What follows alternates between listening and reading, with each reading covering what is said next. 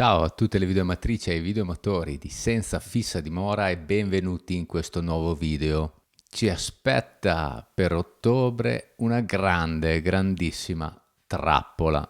Si legge veramente di tutto. Si legge di tutto probabilmente perché siamo appena ritornati dalle vacanze, dalle ferie.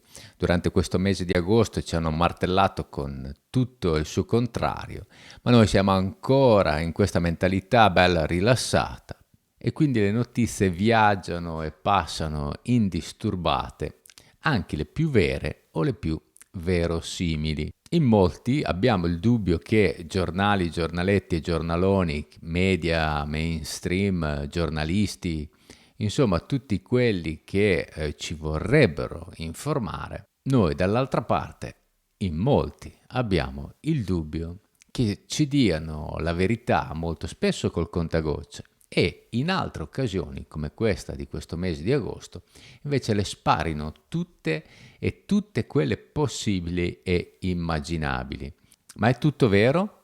Ci aspetta un autunno nero, freddo, nerissimo. Tagli all'energia, tagli ovunque, a destra e a sinistra. Razionamenti dell'acqua, razionamenti del gas, razionamenti della benzina, del diesel, dei carburanti, bollette che duplicano, triplicano, fallimenti delle industrie dalle più piccole alle più grandi, governi di irresponsabili che danno in mano la propria nazione a governi di irresponsabili, il ritorno del virus, che quello tutti ce lo aspettiamo, crisi economica, crisi globale, crisi monetaria, crisi energetica, crisi sanitaria, guerra mondiale.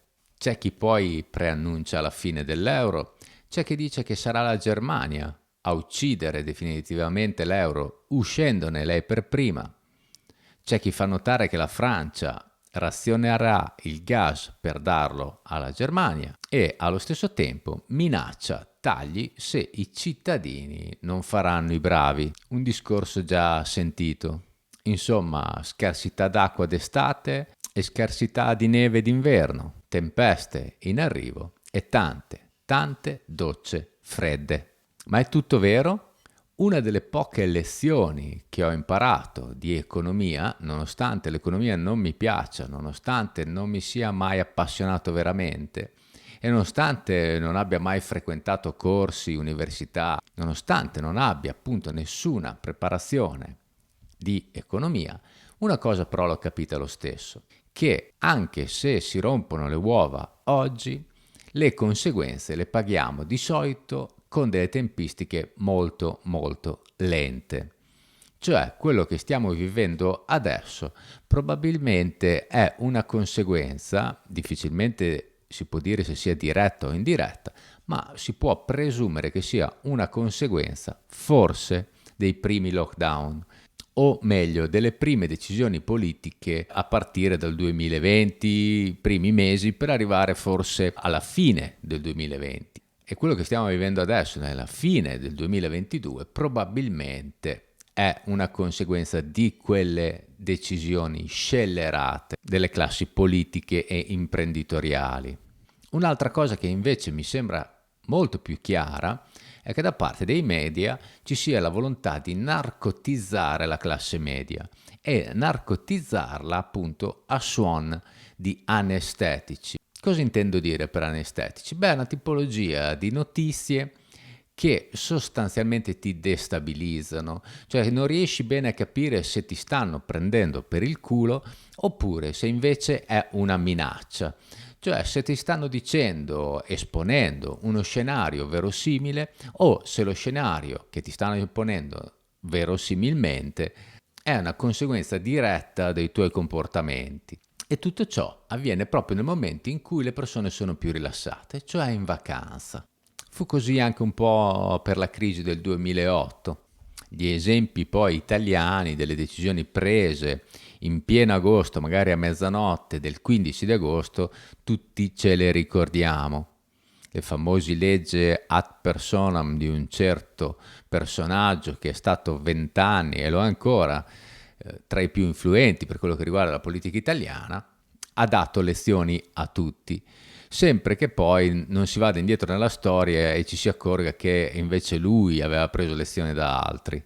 Quello che politicamente sta succedendo è sicuramente che c'è una classe politica che forzatamente o no se ne deve andare, che a fine mandato, non solo per quello che riguarda l'Italia, ma anche a livello europeo, sono tanti politici che sono alla frutta e sanno perfettamente che stanno spianando la strada a chi verrà dopo. Non saranno loro a godere delle loro nefandezze, non saranno loro a godere dei provvedimenti che stanno facendo sulla pelle dei cittadini, ma chi verrà dopo. Ma una cosa è certa: quello che ci dobbiamo aspettare nei prossimi mesi è un attacco diretto alle nostre libertà. Che venga da destra, da sinistra, dalla guerra, dal clima, dal caldo, dal freddo, dal gas, dal petrolio, dai diamanti, dai semiconduttori o dal metano, l'attacco sarà verso la nostra libertà e sarà soprattutto verso la libertà e il portafoglio della classe media.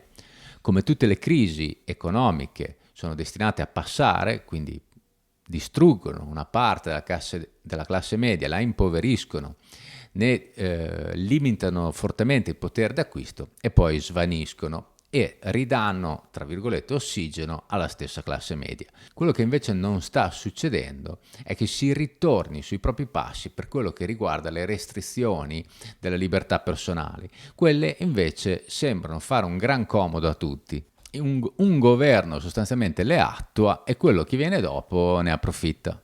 Le leggi che saranno messe in atto per sopperire alle penurie di gas carburanti assomigliano in maniera quasi fotocopia a quelle che sono state messe in atto 2 anni fa per la crisi sanitaria. Limitazione degli spostamenti, limitazione delle libertà personali, limitazioni quindi di movimento, si sollecitano sempre di più i controlli tra le persone, quindi il vicino di casa vi può denunciare se vi fate la doccia troppo calda, se date l'acqua alle piante, se lavate la macchina, se riempite la piscina, se usate il tagliaerbe, quindi buttate carburante per una cosa non necessaria, o se avete il riscaldamento acceso alla notte. Insomma, si pensa a obbligare le persone a spegnere le luci di casa e tutte le luci dei negozi alle 10 della sera e chi verrà a controllare non sarà la polizia, ma il vostro vicino di casa, che avrà tutti i diritti di farlo e di denunciarvi fino alla multa. Si vogliono sostanzialmente trasformare un po' tutte le città europee in delle Gotham City, buie, sporche e in mano alla violenza generalizzata, creando poi di fatto una società basata sul controllo reciproco, sulla delazione, sulle denunce gli uni contro gli altri e sugli schemi mentali degni delle epoche più buie della storia dell'umanità. Tutto ciò creando sempre più dipendenza per gli stati e soprattutto sempre più dipendenza da parte dei cittadini nei confronti delle autorità e dei monopoli energetici, di potere, delle banche, delle lobby farmaceutiche, delle autorità in generale. Sempre meno autonomia, un attacco continuo alla sovranità reale, spacciando per invece sovranità ciò che non lo è affatto. Infatti si denuncia la propria dipendenza energetica da un colosso come la Russia e si finisce in mano a un altro colosso come la Cina per la dipendenza di tutti quelli che sono i semiconduttori. Insomma, il cambio climatico non ha mai nulla a che vedere con l'ecologia, ma tanto a che vedere con la narrazione e con la dittatura economica. Tutto ciò rischia di trasformare il vecchio continente, rendendolo sempre più povero e dipendente dai grandi monopoli. Ma ciò che in verità succederà, e qui vengo una mia opinione del tutto personale e che voi chiaramente potete non condividere, anzi, se non la condividete vi invito a scrivere nei commenti qual è la vostra idea e se la condividete fate altrettanto, scrivetelo nei commenti. Secondo me non succederà nulla di tutto ciò. In grandissima parte è tutta propaganda volta a farvi avere paura e a farvi prendere delle scelte di mercato impulsive, compulsive.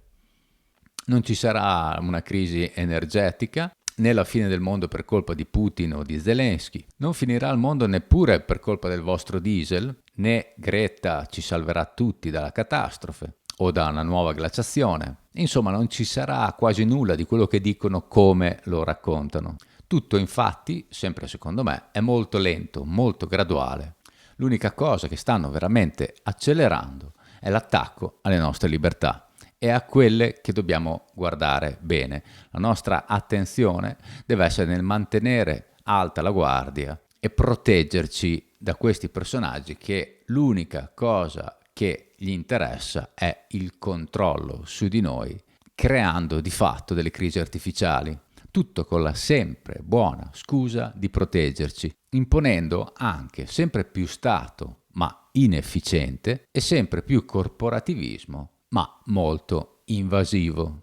Concludo dicendo che le crisi in generale non devono spaventare nessuno perché sono sempre delle grandi occasioni.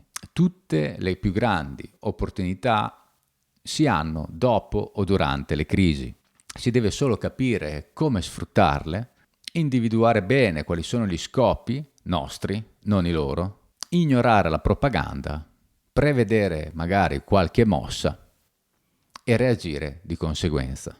Vi ringrazio come sempre per essere stati qui con me fino a questo punto, vi invito a mettere un pollicione in su, a condividere il video e iscrivervi al canale. Sono 3 cose totalmente gratuite, a voi non costa niente, ma a me dà un grande segnale di apprezzamento per il mio lavoro e in più fa che i miei video siano un po' più in alto nell'algoritmo, che tende stranamente a non metterli tra i primi, ma a metterli bensì tra gli ultimi.